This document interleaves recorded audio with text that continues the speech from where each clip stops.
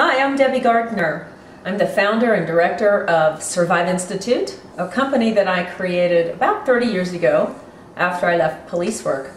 My claim to fame is being one of the first women patrol officers in the United States. This is back in the early 70s. Back in the days that they didn't believe women could handle being alone in a police car, taking down bad guys all hours of the day and night.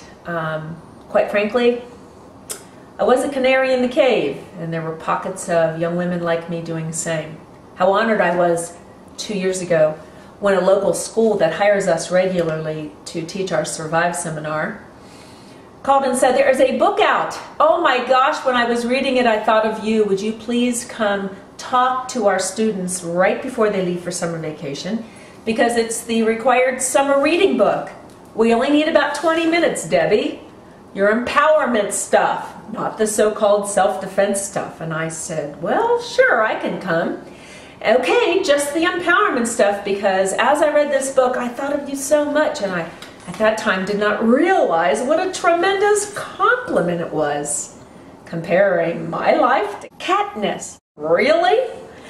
The Hunger Games is absolutely one of the most amazing opportunities to empower young people, college-age people, into the true art of survival. You know, it's going to be a movie, and I'm so thrilled. In fact, like the trilogy of 3 books, I hope it's 3 movies, because in these words of this young girl, this so-called fantasy land, this futuristic gladiator concept of a 16-year-old in an Olympic type sport of killing other kids for food and housing for her family, the parallels to real serious self-defense, crime survival, peak performance and pressure, it's all in here. And for someone like me who has to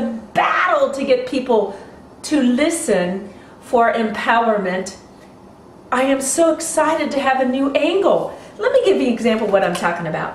First of all, let me just back up and say, I'm personally infuriated that when you're dealing with just average law-abiding citizens, most grown adults, if attacked, do not see themselves winning.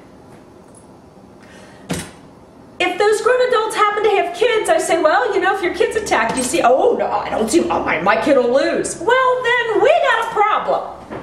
It's time to start teaching things that matter. And what I love is that Katniss, with her self-control, her strength, her daring, her wits, and yes, the correct information that we know that she was taught by her father prior to his death. There's so many things, parents, if you just read the books and follow the movies, what you can teach in your kitchen. It's not an accident that I'm in my kitchen right now, because this is where heart talk happens. Let me give you an example of what I'm talking about. This is the first book, Hunger Games. I don't know if you ever read the very first paragraph. I love it. Could you survive on your own in the wild with everyone out to make sure you don't live to see the morning? Ugh. What an amazing thought for a kid. Here it is, chapter 5, last set of paragraphs. Katniss, heroine, and one of her challengers, Peeta, a later romantic connection, don't want to tell you too much if you're unfamiliar. She says, I realize I'm glued to Peeta and force my stiff fingers to open. We both massage our hands. He says, thanks for keeping hold of me. I was getting a little shaky there, says Peeta. A warning bell goes off in my mind. Katniss is talking. Don't be stupid, I said to myself. Peeta's planning to kill you. I remind myself he is luring you in to make you easy prey. The more likable he is, the more deadly he is. Yo! Whoa! Yes! Correct! The more likable he is, the more deadly he is. That is an exact domestic violence concept. Ready? I've got a daughter who's 32, lives in Washington, D.C., and multiple times I've shared with her in this kitchen. In the unlikely event you are ever attacked, I pray to God it's a stranger. Because strangers are easy to have a clear reaction to and to put on the ground. Who your biggest threat is the person you thought you could love and trust. Because the more likable they are, the more deadly they are. Thank you, Katniss. And then another fancy, can you imagine having these kind of conversations in your kitchen? Just one at a time, not the whole book. Don't bore your kids with the whole book. But one at a time, pull out a comment here and there. At the back of page, chapter 10, she's talking about going for the grand ceremony to be set out in the Hunger Games and her nervousness. Someone she trusts that has prepped her's name is Cinna. And here's what it says. Still clenching one of Cinna's hands. Clenching because when you grip, you circulate blood when you're afraid. That's why we double grip the steering wheel when we're driving on ice and in fog. So she's clutching the hand of someone she trusts, like a child clutches her mother or dad's hands. She then walks over and stands on the circular meadow. Her friend says, remember what Haymitch says, run and find water. Well, there's a survival concept. When you're in trouble, you need water. Ask a camper, they'll tell you the same thing. What a valuable thing to discuss in your kitchen with your kid.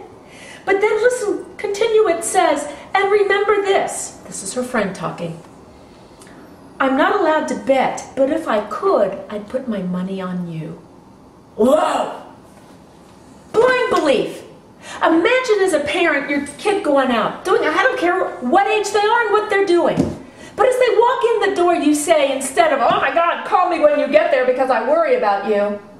What if you said something like, sweetheart, if I could bet, I'd put all my money on you. You make great decisions. Look forward to seeing you come home. Folks, this book, this series, this movie is filled with the art of survival, not just for this character, but for your kids, for my kids.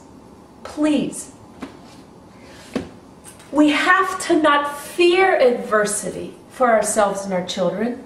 We need to be grateful for it. The forces of the human spirit in challenge allow us to grow. Our character is formed not by the absence of fear and difficulty, but in our response to fear and difficulty. How can we have a response if we refuse to discuss it? I want to see you to see your child and yourself being challenged, and I want to see you seeing yourselves in your mind winning. I can help you do that. I look forward to our next visit together.